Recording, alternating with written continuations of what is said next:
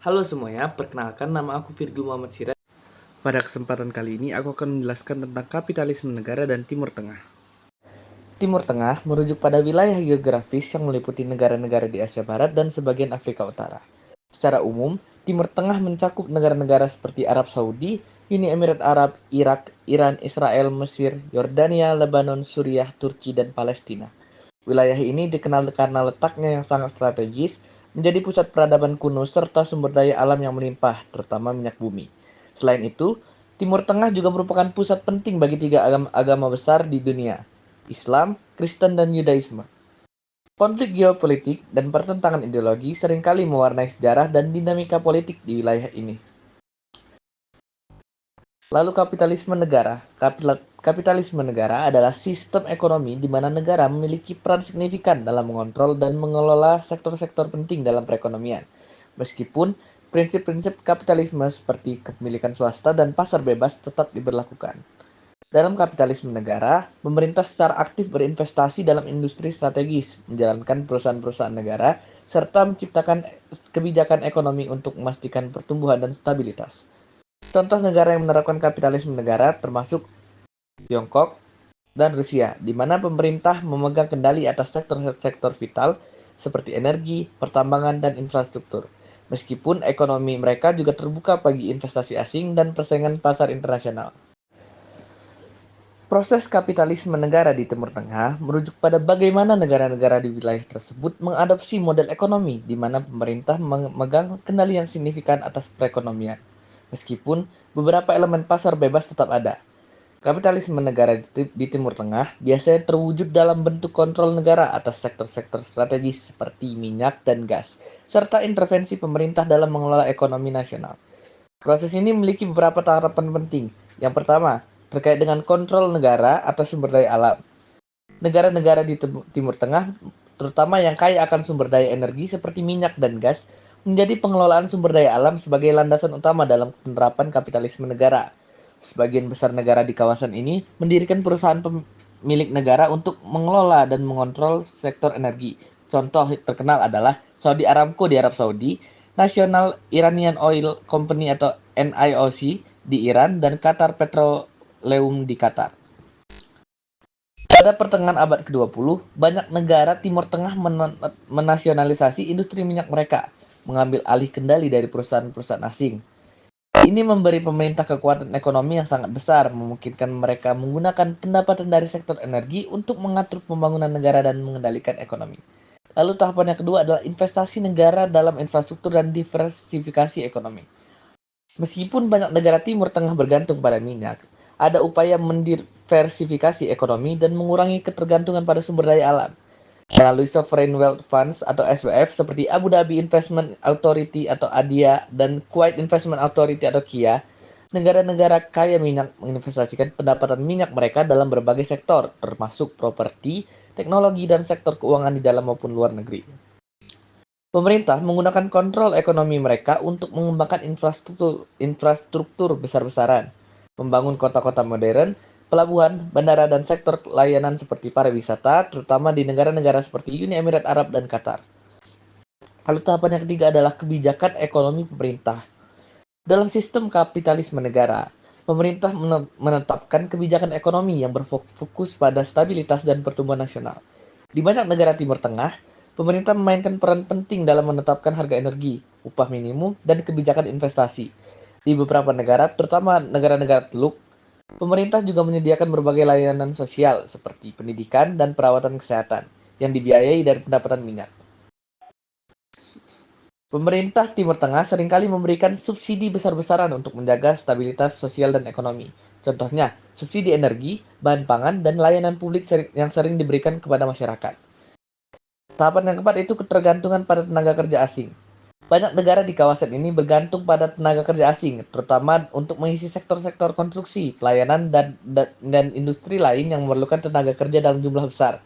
Ini membantu mengurangi tekanan pada angkatan kerja lokal, tetapi juga menunjukkan adanya kesenjangan dalam pembangunan sumber daya manusia lokal, di mana pemerintah masih bergantung pada pendapatan dari sektor minyak untuk menutupi kebutuhan ekonomi. Kelima itu keterlibatan negara dalam perdagangan global. Negara-negara di Timur Tengah, meskipun mengadopsi kapitalisme negara, juga aktif dalam perdagangan internasional. Mereka memanfaatkan posisi strategis dan sumber daya alam mereka untuk membentuk hubungan ekonomi global yang kuat. Beberapa negara seperti Uni Emirat Arab dan Qatar bahkan bertransformasi menjadi pusat bisnis dan keuangan global, meskipun pemerintah masih memiliki peran dominan dalam perekonomian yang domestik. Untuk studi kasus, kami mengambil negara Arab Saudi. Arab Saudi adalah salah satu contoh paling menonjol dari kapitalisme negara di Timur Tengah.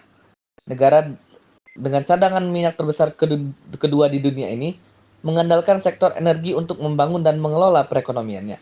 Namun, di bawah sistem kapitalisme negara, Arab Saudi telah lama menjadikan pemerintah sebagai pemain utama dalam perekonomian, terutama melalui kepemilikan dan kontrol perusahaan minyak milik negara, Saudi Aramco.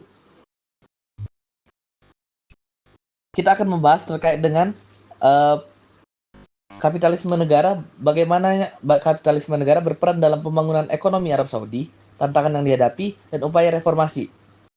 Yang pertama, peran Saudi Aramco dalam ekonomi, di mana Arab Saudi sangat bergantung pada pendapatan dari minyak, yang menyumbang sekitar 70% dari pendapatan negara dan lebih dari 80% ekspor.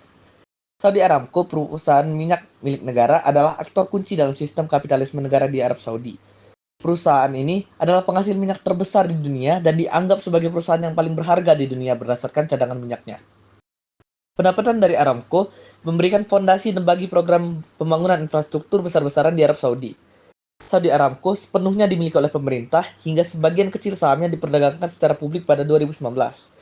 Pemerintah memiliki kekuasaan penuh atas pendapatan perusahaan tersebut dan menggunakan hasil tersebut untuk mendanai layanan sosial, subsidi energi, dan proyek pembangunan nasional.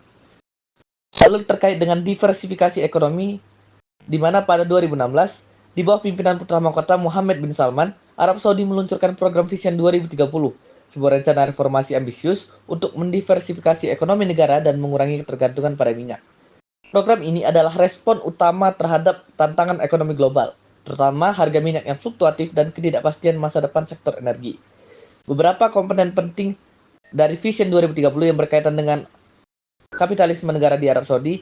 Yang pertama, itu bagaimana pemerintah berencana untuk memprivatisasi sebagian aset milik negara, termasuk Saudi Aramco. Pada 2019, Arab Saudi melepas 1,5% saham Saudi Aramco melalui penawaran umum perdana atau IPO, meskipun pemerintah masih memegang kendali mayoritas atas perusahaan tersebut. Lalu yang kedua itu terkait dengan bagaimana Vision 2030 menargetkan pertumbuhan di sektor non-minyak, termasuk pariwisata, hiburan, teknologi, dan infrastruktur. Pemerintah berinvestasi besar-besaran dalam pembangunan kota-kota futuristik seperti Neom, sebuah mega kota yang berfokus pada teknologi hijau dan inovasi. Lalu kemudian adalah salah satu perubahan penting yang diubah adalah pengurangan subsidi bahan bakar dan energi. Pemerintah secara bertahap menaikkan harga energi domestik untuk mengurangi beban anggaran negara dan mempromosikan penggunaan energi yang lebih efisien. Lalu selanjutnya adalah pemerintah sebagai investor utama atau Public Investment Fund. Salah satu alat penting kapitalisme di Arab Saudi adalah Public Investment Fund, di mana sebuah dana kekayaan negara yang dikelola oleh pemerintah. PIF bertugas untuk mendiversifikasi portofolio investasi Arab Saudi dengan mengakuisisi saham di perusahaan global, membiayai proyek infrastruktur, serta mendukung pembangunan sektor non-minyak dalam negeri. Kapitalisme negara di Timur Tengah mencerminkan model ekonomi di mana pemerintah memiliki peran dominan dalam mengelola dan mengontrol sektor-sektor strategis, terutama energi, yang menjadi tulang punggung ekonomi negara. Negara-negara di kawasan ini, terutama yang kaya akan sumber daya alam seperti Arab Saudi, Iran, dan negara-negara Teluk lainnya, menggunakan pendapatan dari minyak dan gas untuk membiayai pembangunan nasional, menyediakan layanan sosial, serta menjaga stabilitas ekonomi dan politik. Pemerintah berperan sebagai aktor utama dalam pengambilan keputusan ekonomi melalui perusahaan milik negara dan dana kekayaan negara atau sovereign wealth funds. Namun, kapitalisme negara di Timur Tengah juga menghadapi sejumlah tantangan seperti ketergantungan yang berat pada sumber daya alam, fluktuasi harga minyak global, serta kebutuhan mendesak untuk diversifikasi ekonomi. Krisis harga minyak pada pertengahan 2010-an mempercepat upaya reformasi di beberapa negara, seperti Vision 2030 di Arab Saudi, yang bertujuan untuk mengurangi ketergantungan pada minyak, mendorong pertumbuhan sektor minyak, dan melibatkan lebih banyak sektor swasta dalam ekonomi. Meskipun reformasi telah dimulai, tantangan jangka panjang seperti menciptakan lapangan kerja, mengatasi resistensi sosial terhadap pengurangan subsidi, dan menarik lebih banyak investasi asing tetap menjadi pekerjaan rumah bagi negara-negara ini. Secara keseluruhan, kapitalisme negara di Timur Tengah adalah upaya untuk memanfaatkan kontrol pemerintah atas ekonomi guna mencapai stabilitas, namun memerlukan adaptasi yang cepat untuk menghadapi dinamika ekonomi global yang terus berubah.